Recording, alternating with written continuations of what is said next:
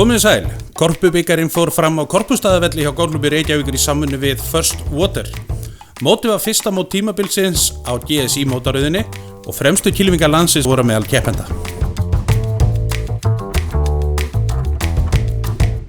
Hér sjáum við Ragnhildi Kristinsdóttur, Golfklúbbi Reykjavíkur, setja niður gott pútt fyrir fugli á 8. braut á fyrsta keppnisdegi. Keppendur voru alls 87 og komu þeir frá 11 golfklúbbum víðsvegar af landinu. Hér slær tvöfaldur Íslandsmeistari í golfi Kristján Þór Einarsson, golfklúbbur Mosfellsbæjar, inn á 7. flot á fyrsta keppnisdegi og eins og sjá má voru aðstæður erfiðar, rok og rigning. Atvinnukylfingurinn Haraldur Franklín Magnús slær hér á 8. teig og Logi Sigurðsson, ríkjandi Íslandsmeistari í golfi, sýnir hér góða takta við 9. flötina. Axel Bóasson var mættur í titilvörnina á þessu móti og hann á eftir að koma meira við sögu. Ragnhildur Kristinsdóttir er ríkjandi Íslandsmeistari í kvennaflokki en hún hefur lagt mikla áherslu á hraða og styrk í vetur. Hún fer nánar yfir það ferli hér rétt á eftir.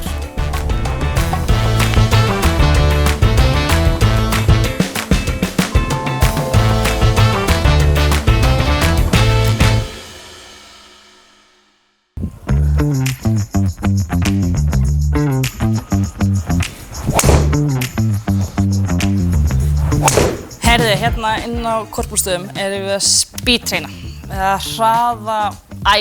hraðaaukning. Einfalda svarið er bara reyna að slá eins fast og þau geta í boltann og vera í raun alveg sama hvert boltinn er að fara. Hvort hann fer lengst til vinstri eða lengst til hægri, mér gæti gerið meira sama ef ég reyna að slá eins fast og þau geta í boltann. Tæknilega útskýringin fyrir mig persónulega er þegar ég reyna að slá eins hratt og ég get, þá verður í raun mun betri svona tímasetning og sequence og rytmi og öllu í sveiflunum minni. Þannig að ég byrjaði í svona nóvember, desember, eitthvað þar í kring með svona 100-102 algjört max með kiljuhraða. Breyttum nokkur hlutum fyrir maður að fókusa meira á nota jörðina til að búa til smá hraða. Og hér erum við í lok maí og ég er komin í 110-111 í algjöru maxi og meðaltal út á velli er 105-6 og ekki mála þannig ef það er glompa í 230-35 metrum þá hef ég ekki miklar áhyggjur af henni. Ég flýg yfir hana, þannig að það er málið mjög skemmtilegt að spila golf núna. Hvernig æfir maður þetta? Einfald útskýringin. Slá eins fast og getur í boltann, sama hvað. Leiðilega útskýringin og það sem fólk vill eiginlega ekki heyra er ljóta vinnan sem gerist bak við tjöldin. Það er lyftingar, þungalyftingar, hvort sem það er aðalega þungalyftingar á löppum og hopp á móti. Svo þú byggja upp vöðvamassa og síðan að byggja upp meiri sprengikraft á þessu vöðvamassa sem þú ert komið með. Þannig að ef þú myndir fara niður í sporthús og sjá mig vera að lyfta, þá myndir þú sjá mig vera að lyfta kannski 120 kg með hnébeygju og gera það og síðan ég fer strax að hoppa. Það er supersetið mitt og það býr til hann ofboðslega kraft í löppunum. Þannig að það er leiðilega vinnan, en skemmtilega vinnan er að koma hingað og slá eins fast og maður getur. Hvað ættir að skila sér? Heldur betur, alveg gigantískt, bæði hérlendis og erlendis. Þegar ég farið í mót núna úti og stelpurnar segja þú ert orðinn miklu lengur en þú varst, þú þurftir ekki snáði að halda. En jú, mér finnst ég þurfa að halda, þannig að þetta skila sér og einfaldar golf svolítið mikið. Ég byrjaði svona formlega séð nóvember í fyrra. Hefði svona verið að leika mér í þessu svona árað undan, ekkert að einhverju viti og síðan núna í nóvember, desember þá fór ég og þjálfarinn minn, hann Derek, fórum að vinna í þessu markvisst. Og það er búið að skila sér í 10-12 auka mílum.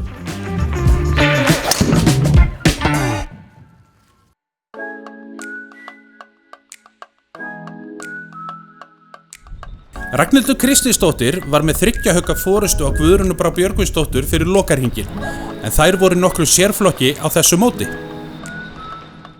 Fyrir lokahringinn var Ragnhildur á 5 höggum undir pari samtals en Guðrún Brá var á 2 höggum undir pari.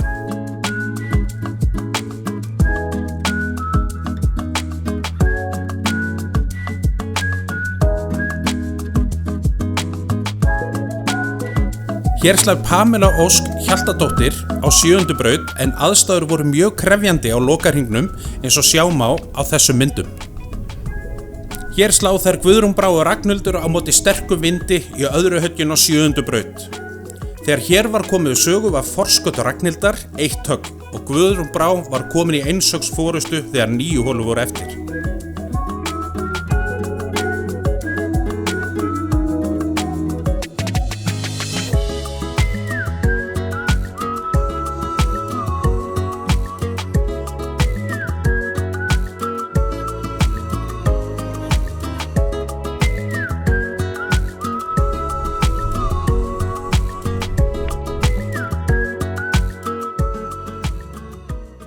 Á lokaholunni var Guðrún Brá enn með 1 högg í forskot.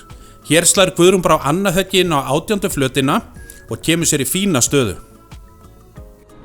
Ragnhildur varð því að fá fugl á lokaholunni til að jafna. Hún púttar hér fyrir fugli en er of stutt. Guðrún Brá getur því tvípúta til þess að tryggja sig sigurinn sem og hún gerir.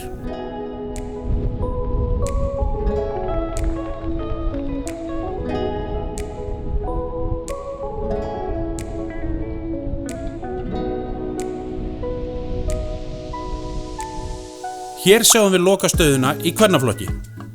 Bandið hangi með sigurinn. Takk. Hvernig undirbúin maður sig svona fyrir svona mót í svona aðstæður? 3 dagar í krefandi veðri. Herru, ég er búin að vera í 3 vikur á Spáni að undirbúa mig. Svo sem ekki, já, það er bara að koma með rétt hugafar inn í dagana, sko. Vera bara svolítið í jákvæðni og reyna að hafa þetta eins skemmtilegt og hægt er. Þetta var hörku spennandi. Hvernig svona myndir lýsa þessum loka hólum? Þetta var allt í járnum. Já, við settum svona aðeins, þetta var smá basl hérna fyrir nýju. Við settum í svona aðeins annan gír hérna á seinni. En þetta var bara ógeðslega gaman. Þetta var, eins og þú sagðir, jafnt allan tíman og bara spennandi. Við náðum höggi hjá þér á 8. þar sem að þú settir gott par ofan í, vippaðar ofan í. Geturðu sagt, við náðum líka vondu höggi og góðu. Geturðu sagt okkur frá þessum 2 höggum?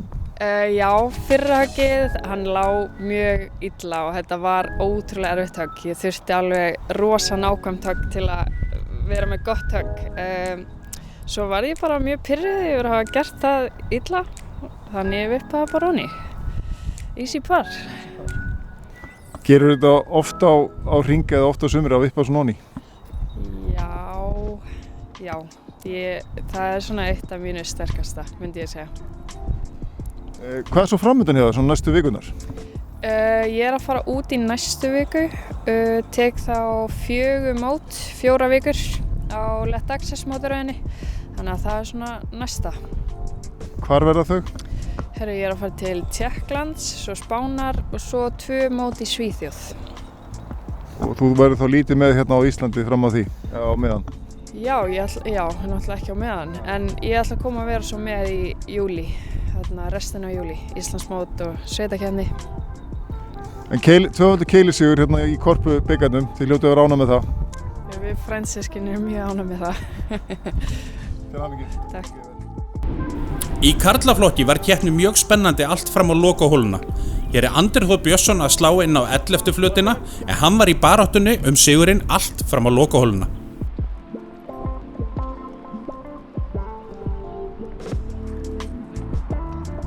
Haraldur Franklín Magnús púttar hér fyrir fugli á 11. Aron Snær Júlíusson lék frábært golf á öðrum keppnisdegi 65 höggum eða 6 höggum undir pari. Hann var í toppbaráttunni fyrir lokahringinn. Axel Bóasson slær hér inn á 11.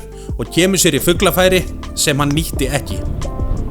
Haraldur Franklín slær hér frábært högg á 12. teig en þetta uppásök er mjög krefjandi.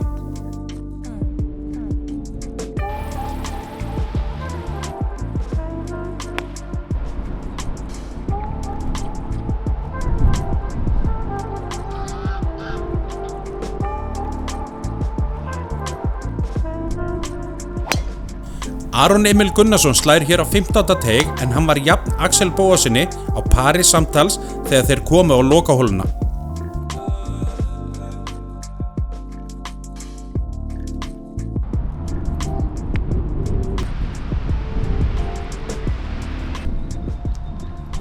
Hér vippar Andri Þór fyrir fugli á 18. og er nálægt í að koma sér í bráðabanna sigurinn.